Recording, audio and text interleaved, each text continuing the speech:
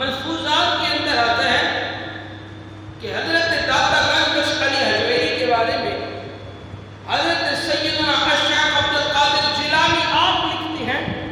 کہ اگر داتا علی حجویری میرے زمانے کے اندر ہوتا، جو زمانہ میں نے پایا ہے، اگر داتا علی حجویری میرے زمانے کے اندر ہوتا تو پھر میں عبد القادر جیلانی،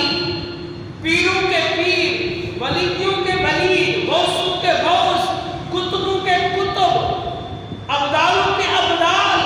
حضرت سیدنا شیخ عبد القادر جیلانی رحمۃ اللہ تعالی علیہ آپ لکھتے ہیں اپنی کتاب کے اندر،